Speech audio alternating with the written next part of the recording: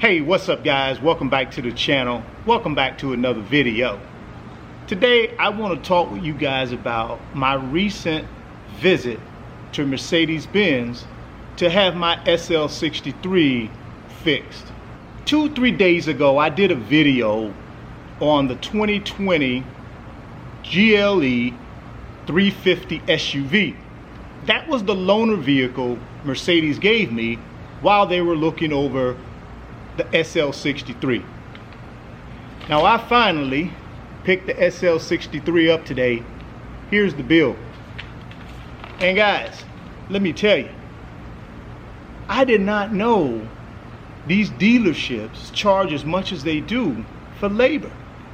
Now I'm gonna walk you guys through this bill here in a second, but before I do that, let me kind of give you an idea what was wrong with the SL63. Probably a week ago, I started noticing sort of a grinding noise when I would come to a complete stop in the car, or when I was probably under 30 miles an hour just kind of cruising.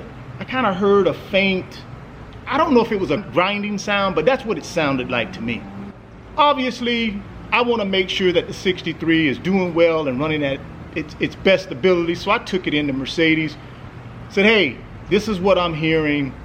Would you guys take a look at it and let me know if there's something seriously wrong with it? So they agreed to do that. They gave me the loaner and I went on my way. When they called me and told me what was wrong with it, I said, okay, what do we need to do to get it fixed? They walked me through that process. So the ABC dampener, and I've done a little bit of research since I picked up the SL63, and I believe that stands for active body control. So I know in the SL63 and the SL65 and probably in the other AMG cars, they have this ABC system. So it was the active body control dampener that was going bad. You guys know I don't profess to be a know-it-all about these cars. I enjoy them, I drive them, I try to keep myself aware of what's going on, but I don't know every technical or mechanical detail about the 63 or the other cars that I have in the back. And normally when I purchase cars, I normally purchase cars either brand new or I purchase them 1 to 2 years old. That way I still have the balance of the factory warranty, so if something goes wrong, I don't have to worry about it coming out of my pocket to fix it. It's covered by the warranty. When I bought the SL63, I bought it, it was 5 years old. See, it's a 2013. I bought it in 2018. So it was already 5 years old. Warranty had already run its course. And I decided not to buy a warranty from a Mercedes or any other third-party warranty company. I just decided, okay, it has low miles on it, because when I bought the car, it had about 8,000 miles on it. So it was a 5-year-old car with 8,000 miles, and it was in immaculate condition. All the service records, you name it. So I just figured, hey, I'm not gonna drive it that much. Why spend $3,500, $4,500 on a warranty when I'm not gonna drive it that much? It has low miles on it, it should be fine. Lo and behold, 18 months later, I did have a problem. It just blows my mind, the actual labor costs. So let me walk y'all through the cost. To replace, and here's the technical name for it, I guess, it's called a remain pulsation dampener. The part cost was only $272 for the part. Guess how much the labor was? The labor was $1,012. That was the labor.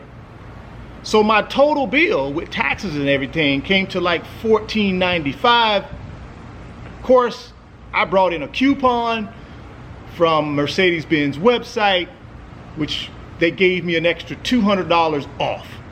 So my total bill came to around $1,200 and some change. To be exact, $1,226 was the total bill. Guys, $1,000 for labor? I don't know much about these dampeners or the ABC system. All I know is it has something to do with the suspension of the car. And if you don't fix it, it's a situation where the car is going to drive pretty rough and it's going to make a lot of noise. So obviously I had to get it fixed.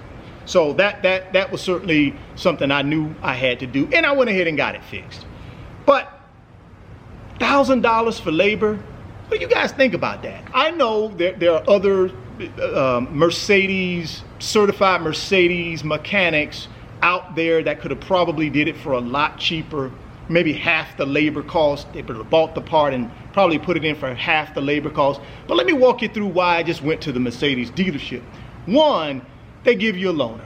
It's very convenient. You don't have to worry about Uber. You don't have to worry about somebody coming to pick you up. You don't have to worry about any of that. They just give you a loaner. You move on. It's easy. It's simple. And then sometimes, guys, for me, I'll pay more for convenience. So that's the number one reason why I took it there. The second reason why I took it there is at some point, the SL63 is going to move on, and I'd like to have a complete record of actually what has happened to the car during my ownership and have records to prove that it was fixed by Mercedes or a certified Mercedes mechanic.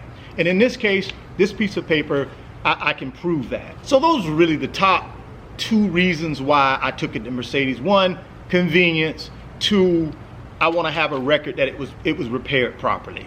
And if I had to pick a third reason why is, guys, I don't know any mechanics. I don't know anything about cars really like that. Because keep in mind, like I said earlier in the video, most of the cars that I buy, they're either new, so you got a 4-year, 50,000 mile warranty on them, or they're slightly pre-owned, 1 or 2 years, you got a bunch of warranty left on it, and you don't have to really worry about that. So this is a new, I'm exploring new territory here by having a car that now is going to be 7 years old in January 2020. Question is, should I spring and get an aftermarket warranty? What do you think? Keep in mind, the SL63 is a hardtop convertible. And I've heard that that hardtop convertible mechanism goes, that's pricey as well. Also at the dealership, the gentleman told me that the engine mounts on these 63s and 65s, if they go, which eventually they will, you just will develop a really, really rough ride on the car. So he said at some point you'll need to replace them, or he said it won't stop you from driving the car, it'll just be a rougher ride. So, and he was telling me those are about $2,400. I think it's 3 of them to replace them. So that's not cheap either. So what do you think? Should I go ahead and get the aftermarket warranty at this point, or should I just take my chances? Again, the car only has right now, I bought it at about 8,000 miles. It currently has about 17.5. So I still, over my 18 months, haven't driven it all that much, less than 10,000 miles. But if I keep it for another year or two, who knows what may go wrong with this thing, and that aftermarket warranty may be able to help me. Or does aftermarket warranties even cover these types of things? Because the car was still drivable. Mechanically, it was still drivable, but the suspension just had a slight problem to it. But it didn't prevent me from driving the car. So does warranty even cover things like that? I don't know. I'll have to do my research on that. But guys, I've taken up enough of your time in this video. I just wanted to give you guys an update on the SL63, tell you guys a little bit about the repair cost that was associated with it, and if I should purchase a aftermarket warranty, because the goal is to sell the 63 before the end of the year and get this new daily driver, but I may keep it a little bit longer. It depends on kind of where I'm at the end of the year, and if I've found a daily driver that I really that really moves it for me. I haven't yet. I like a lot of them, but I haven't settled on one yet. And I think I haven't settled on one because I still kind of enjoying the 63. So let me know, drop me some comments, give me some help here. Let me know what I should be doing as it relates to this aftermarket warranty. And I know a lot of you guys out there do know about these warranties. Do they cover issues that are not a issue that will prevent you from driving the car? Now, obviously, if something happens to the engine itself and you can't drive it, I understand that it'll fix that. But I'm talking about these other things like the ABC suspension, different parts of it, or the engine mounts, or the hardtop convertible, that kind of stuff. So drop me some comments, let me know your thoughts on that. Well, all right, guys, again, I appreciate you taking some time out today to check out this video. You know, I'm not gonna say it was helpful, but I wanted to give you guys an update on the 63 and kind of keep you guys abreast of kind of what's going on with the cars. Well, all right, if you're stopping by the channel for the first time, please consider subscribing, share the video, and give me a thumbs up. It helps the channel and it helps me out as well. But as always, guys, keep chasing greatness, and I will catch you guys on the next video. Peace.